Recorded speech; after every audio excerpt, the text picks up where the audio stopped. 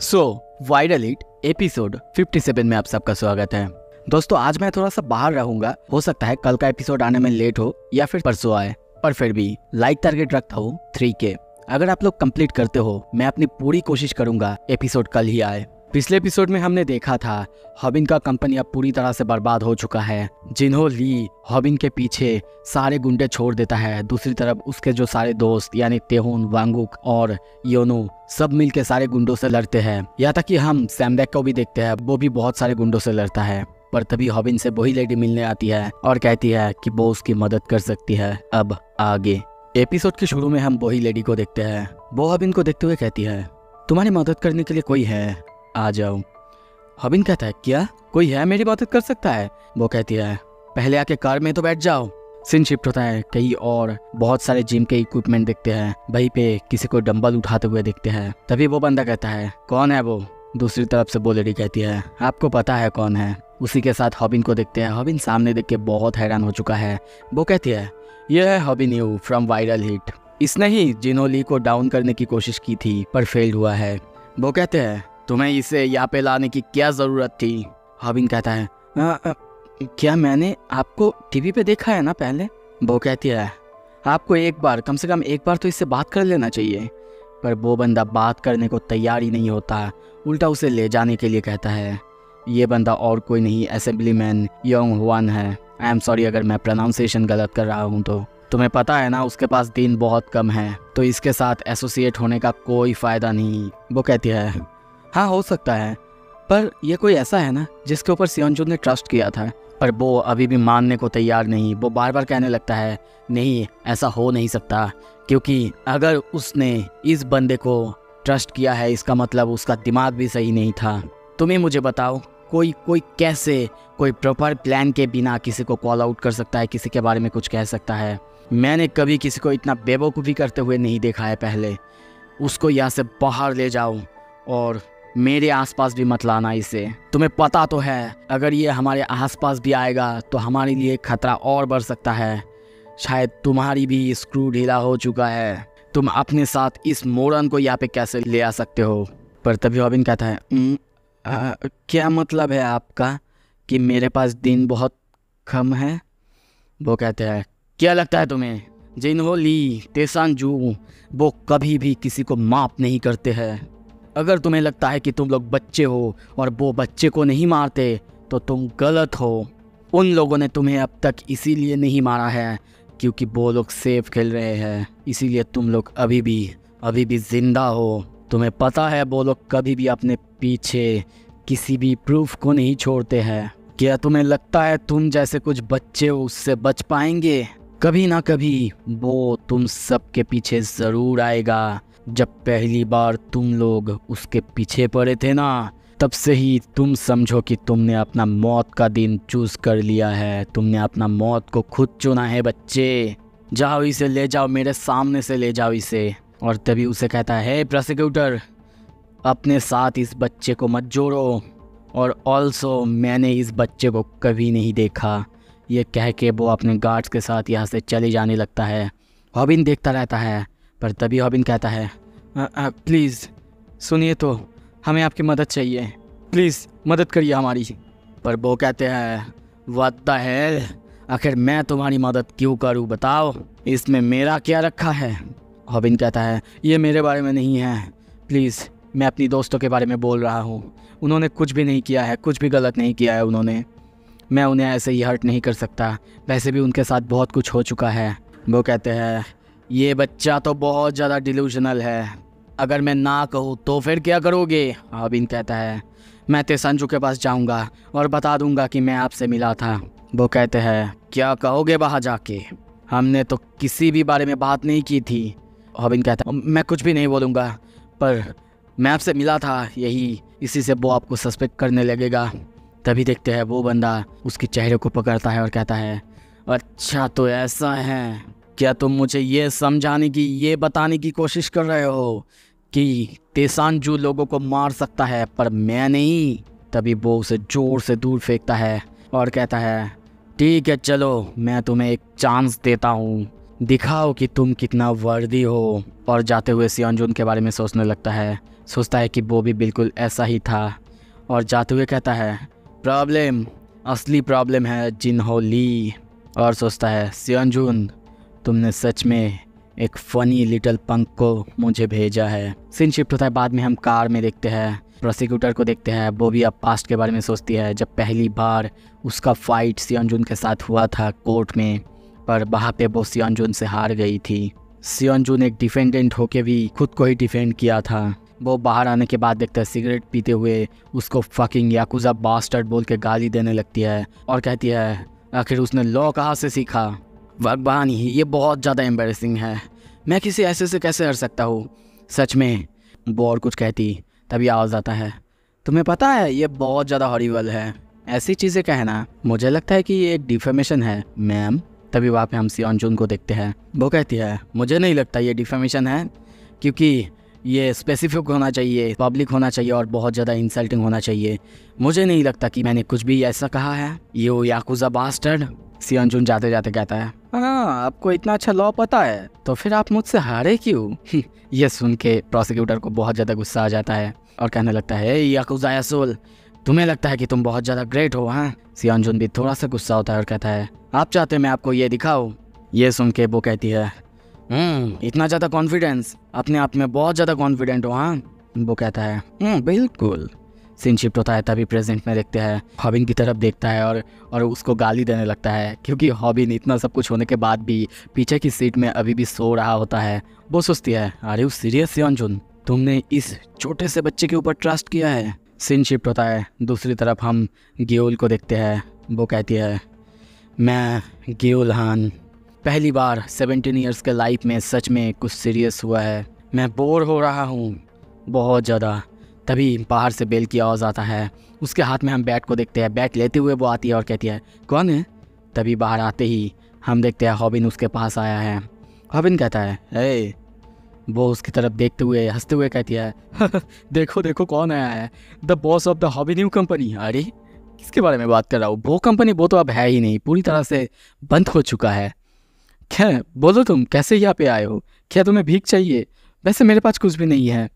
हाँ सीरियसली तुमने मुझे कॉल आउट किया था ना, ये कर्मा है, कर्मा पता है ना तुम्हें, चले जाओ यहाँ से, मेरे पास कोई भी पैसे नहीं है। हॉबिन कहता है ग्यूल, तुम शायद अपने पुराने दिनों को मिस करते हो राइट। वो कहती है नहीं, तुम चाहे कुछ भी कहो मैं सुनने नहीं वाली।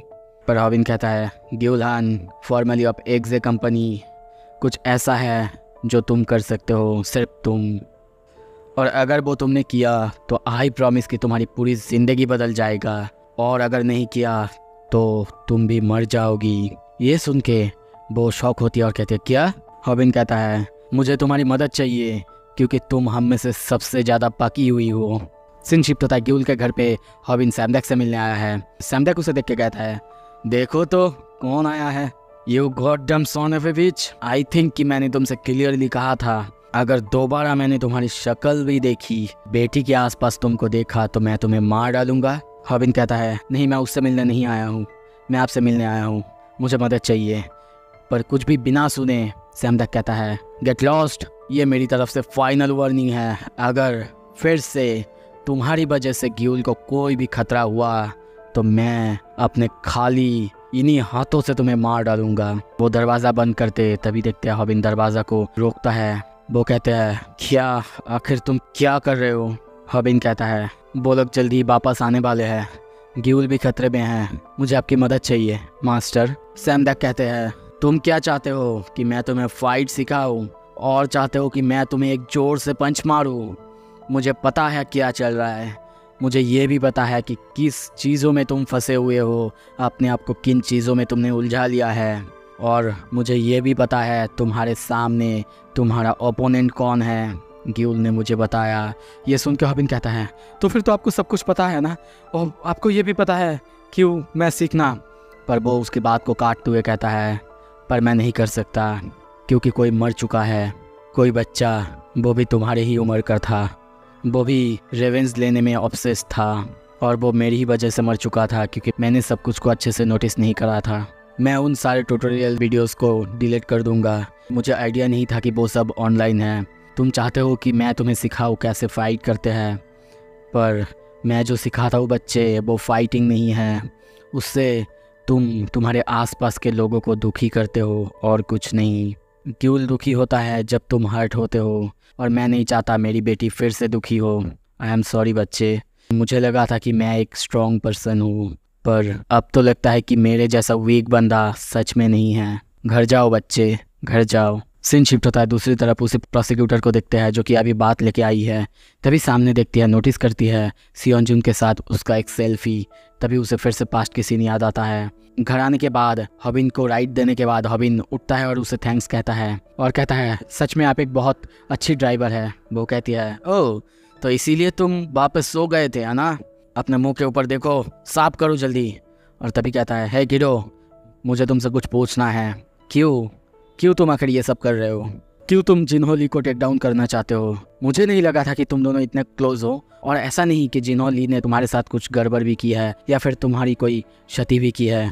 बताओ मुझे, क्या तुम सियोंजुन का डेथ के लिए बदला ले रहे हो? मुझे नहीं लगता कि तुम दोनों इतने क्लोज भी थे, या फिर ये सब कुछ पैसे पाने के लिए, या फिर तुम अपने चैनल को ग्रो करना चाहते हो। हॉबिन कहता है पैसे, हाँ पैसे हुआ करता था पहले। ये सुन के वो बहुत हैरान होती है और कहती है क्या हुआ करता था? हॉबिन कहता है हाँ, मैंने अपनी चैनल की शुरुआत पैसों के लिए की थी। मैं लोगों को कॉल आउट करता था और ऐसा प्रेटेंड करता था कि मैं जस्टिस कर रहा हूँ, पर मैं बस स्ट्रीम करने का प्लान करता था ताकि मुझे कुछ पैसे मिले। पर किसी पॉइंट पे आने के बाद सब कुछ बदलने लगा। ये दुनिया पूरी तरह से स्कैम बैग्स और बुरे लोगों से भरा हुआ है, और मेरे सब्सक्राइबर्स अब मुझ पर विश्वास करते हैं।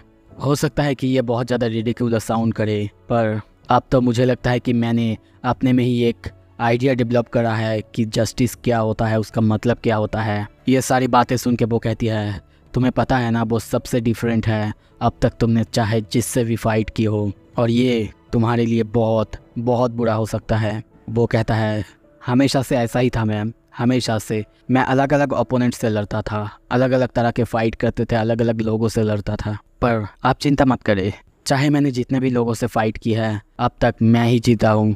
सीन शिफ्ट होता है, बाद में हम देखते हैं उसके हाथ में कुछ पेपर्स। वो अब रिसर्च कर रहा है जिनहो ली पर, और सोचता है एसेंबलियन ने मुझे एक चांस दी है, मैं अपनी वर्थ को प्रूव कर पाऊँ।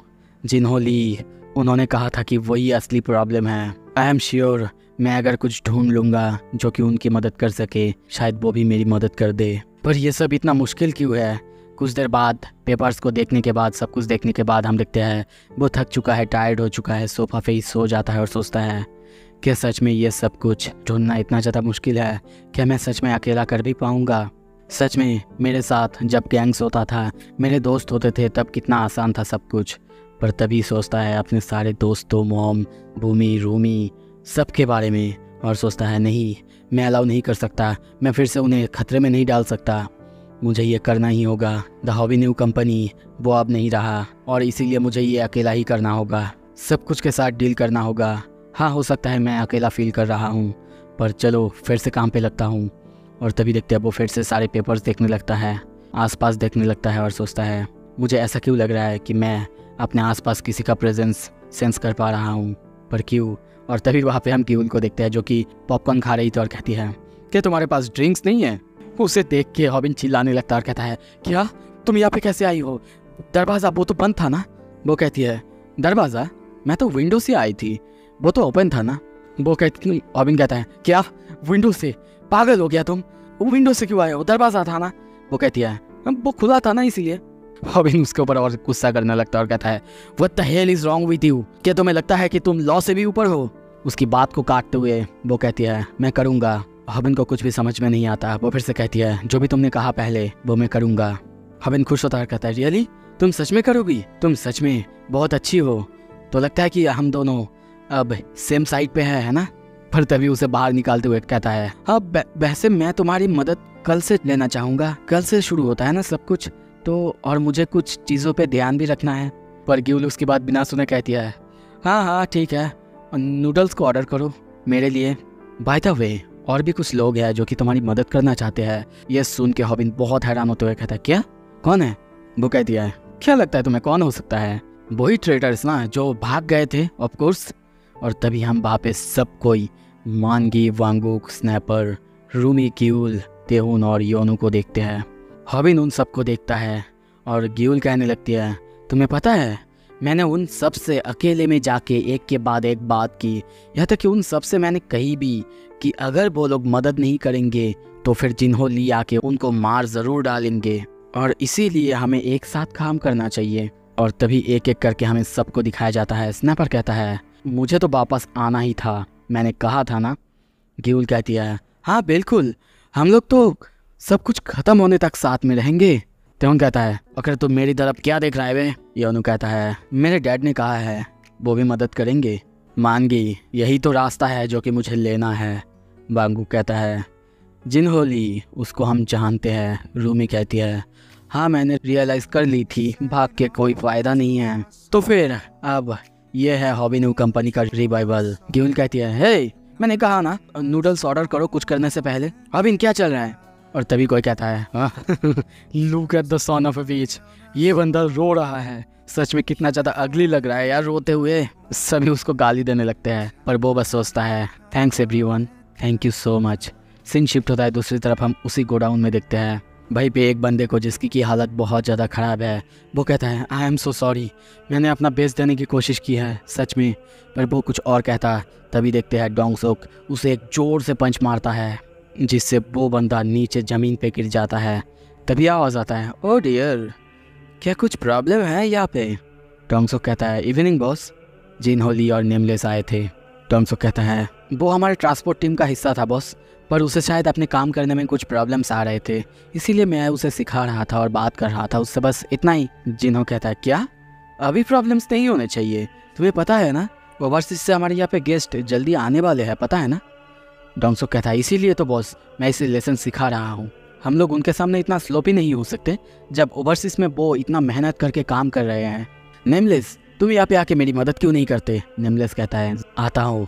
तभी जिन्हो डोंग सोक की तरफ देखते हुए कहता है, ओ डोंग सोक, हम लोगों ने एक डेट फिक्स की है, अब से 90 डेज़। डोंग सोक कहता है, तो अभी भी 90 डेज़ है, लगता है कि दिन बहुत पास आ रहे हैं। सीन शिफ्ट होता है, हम थाईलैंड में देखते हैं कुछ लोगों को आते हुए। जिन्हो कहता है, वो दिन जल्दी ही आएगा जब हम सब एक साथ होंगे फिर से, और एक साथ बन के एक साथ होके इस देश को पूरी तरह से अपसाइड डाउन कर देंगे।